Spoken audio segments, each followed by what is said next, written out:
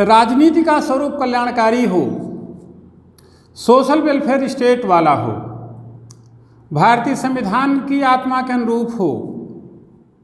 आज जो एक शब्द चल रहा है वो शब्द नहीं है, सनातन सोच है, वैसे ही होना चाहिए, राम राज्य वाला।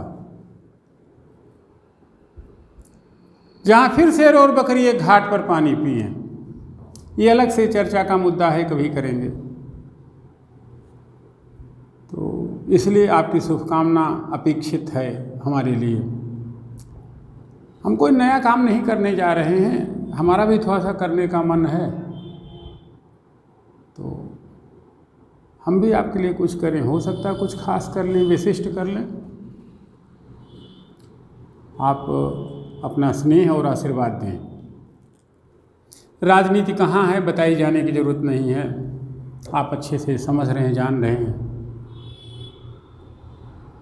हालांकि हमें बहुत कुछ नेगेटिव लेने की ज़रूरत नहीं है, पॉजिटिव सोचना चाहिए। फिर भी वक्त की मांग है कि हम सोचें जो हम कर रहे हैं क्या वो उचित है, खासकर अगली पीढ़ी के लिए। हम कह चुके हैं, नेतृत्व से अपेक्षा होती है कि वो चुनाव की न सोचे, पीढ़ी की सोचे, अगले 100 साल का विजन बनाए। तो इस संदर्भ में जो हम चाहते हैं, जो होना चाहिए, जो आपकी डिमांड है, तो समेकित रूप में यही हमारी राजनीति का एजेंडा है। घोषणा पत्र है जो 5 बिंदुओं में है। नंबर 1, स्थानीय रोजगार संसाधनी उपयोग, क्षेत्रवत विशिष्टता के धरातल पर मानवीय संसाधन का बेहतर उपयोग, जैसी वहाँ की ज़रूरतें हों वहीं पे रोजगार का सृजन। नेक्स्ट पॉइंट, गुणवत्तापूर्ण प्राथमिक शिक्षा, जहाँ उच्च स्तरीय शिक्षा, शोध व विकास खास ध्यान क्षेत्र में हो।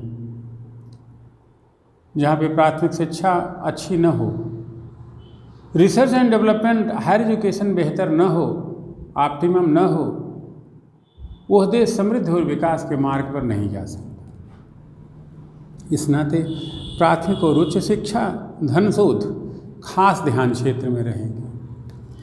तीसरा पॉइंट, उत्तम स्वास्थ्य, उत्तम कृषि, स्वस्थ पर्यावरण, स्वच्छ परिवेश,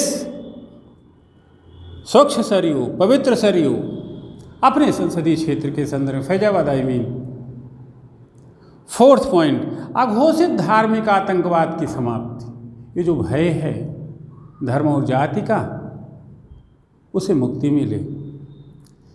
एंड फिफ्थ पॉइंट, सर्वधर्म समभाव की स्थापना, एक ऐसे स्वस्थ और समृद्ध भारत का निर्माण जो जाति और धर्म से परे हो, क्षेत्र से परे हो, लिंग से परे हो। इन 5 बिंदुओं को लेकर के हम आपके सामने उपस्थित हैं।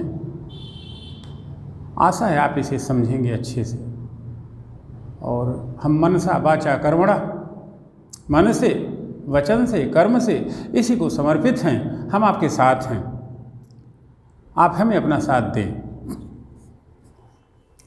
कुछ बातें जो और हम कहना चाहते हैं, असली समस्या कृषि, युवा संसाधन व जनसंख्या है देश की। वो तो मेरे मंतव्य हैं 5 पॉइंट, मेरे उद्देश्य जो होना चाहिए वो तो किसी भी राष्ट्र में होना चाहिए। वर्तमान में हम जनसंख्या वृद्धि, जनसंख्या विस्फोट के दौर में है। कृषि का पुरसा नहीं, आंदोलन चल रहे हैं, नौजवान बेरोजगार पड़े हैं।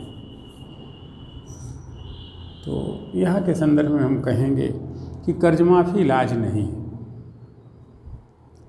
किसान सम्मान निधि 1000 रुपये महीना डाल देना, सब्सिडी दे देना, यह कोई इलाज नहीं। कृषि पूरा सुधार मांगती है, सम्यक सुधार, बीज से विपणन तक, प्रयोगशाला से खेत तक, हर मुद्दे पर सुधार की आवश्यकता है।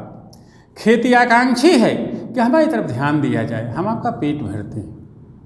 नेक्स्ट पॉइंट, युवाओं को काम चाहिए, रोजगार चाहिए, आरक्षण नहीं। आरक्षण एक फौरी राहत है, तात्कालिक बेहतरी का एक विकल्प है, संपूर्ण समाधान नहीं है। हमारे लड़के सम्मानपूर्ण तरीके से अपनी सीमा, स्थानीयता, योग्यता और क्षमता के अनुरूप रोजगार चाह रहे हैं, व्यवस्था को उसे देना चाहिए।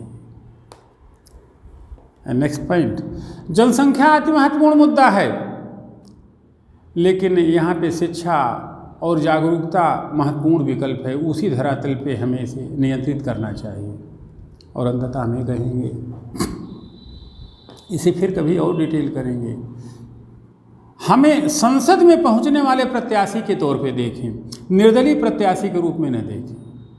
हमारा स्नेह और समर्थन इस तरीके से करें कि अगर यह व्यक्ति संसद में पहुंच गया, लोकसभा में पहुंच गया, तो देश, समाज, आने वाली पीढ़ी, विश्व का भी भविष्य बदल जाएगा, तकदीर बदल जाएगी। इसका मुझे अखंड विश्वास है, क्योंकि मैं इसी को पूरी तरीके से समर्पित इंसान हूँ। और राजनीति में आने की जो आवश्यक शर्त है, जो आपकी डिमांड, कच्चे आदमी नहीं आ रहे हैं, आप यकीन माने कि मैं अच्छा आदमी हूँ। अभी बस इतना ही, फिर जल्दी मिलते हैं। अपने संसदीय क्षेत्र फैजाबाद के साथ साथ संपूर्ण भारत और विश्व को शुभकामनाएं। साथ में हमारे गुप्ता जी, CV सिंह जी, अशोक यादव जी, रमेश प्रताप जी और मजहरुल्लाह अंसारी जी और अन्य वे ढेर सारे शुभेच्छु जो हमें अपना मनोसमर्थन देते हैं। जल्दी फिर मिलते हैं। धन्यवाद।